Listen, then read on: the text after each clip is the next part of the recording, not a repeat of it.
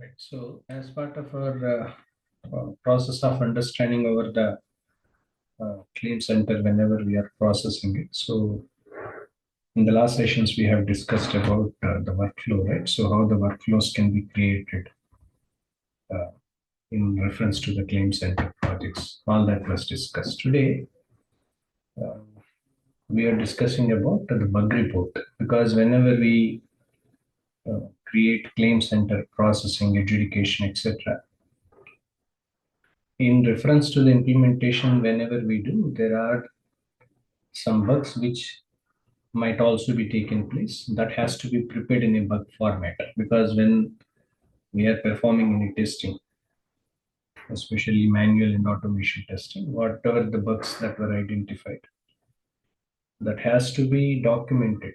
So this documentation varying varies depends on the kind of work that we are doing because there will be two things. One is either you can create a case or you can create a task also.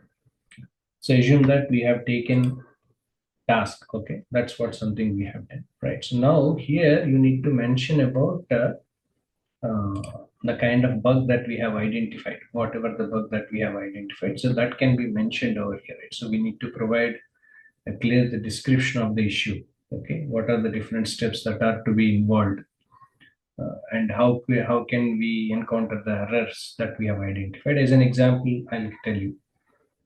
As far as the bug report, assume that the claim processing, uh, whatever the information that we have received as a first notice of loss initially to start with. So there is a verification, field level verification, as well as ground level inspection must be done. So ground level inspection might be taken couple of days, okay, because it will not be done with immediate effect. Depends on the availability of the people, right? So what ground level eligibility that we have taken. So when there is any ground level eligibility uh, about the field level inspection that we do, site inspection when we call this. So there are two logics that are to be applied here.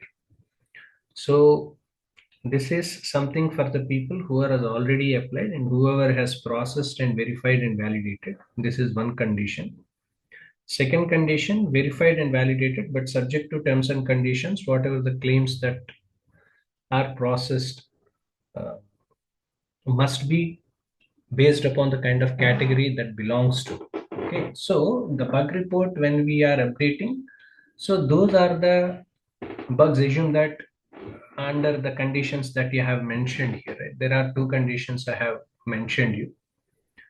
Between these two conditions, if it is applicable in one condition, assume that one bug were identified depends on the condition that I have mentioned. So that can be mentioned so that you can clearly, we can provide the description of the error that we have identified here and how this can be encountered. So this is something, the first thing you have to do. Do remember this when we have taken the task, because task gives you the detailed explanation about the particular functionality that we have taken. And if there is any attachments that are required, or if you want to share this to the team or something of that, you can do, always you can do that. That is one more thing. Next, here you need to mention the title of the bug. It was a high level summary over the bug that we required, etc., followed by the kind of overview. What is the overview of the bug overview? Everything you need to mention, followed by attachments, because manual testing normally we do so, wherein we identify the bugs in context to the document format. Generally, we prepare. So whenever we prepare that information that we have to be updated. So we need to mention about the attachments, what are the attachments do we have, right? So whatever the conditions that are to be applied over here, everything we'll be mentioning, right? So we need to drag different fields and we can update. So all these things are comes under the attachments part. Now if there is any new fields that are to be added, right? For example, this we want to assign to the new one, right? So new assignee you want to.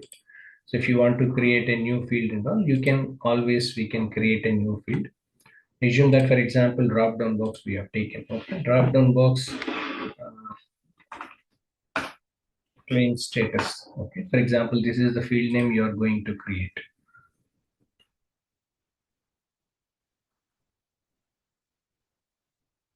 Here you can see claim status is a drop down box that I have created. Okay, now this is something wherein we have added. Okay, so any drop down box or something, this we can add. Okay, this we can add, and this we can mention, and this we can update over here. So this is something wherein if you want to add any new fields to the existing one, we can add it. So here you need to, if you want to update any fields or something, so everything can be done. So this is generally how generally the form or bug reports when we create when we are implementing Claim Center.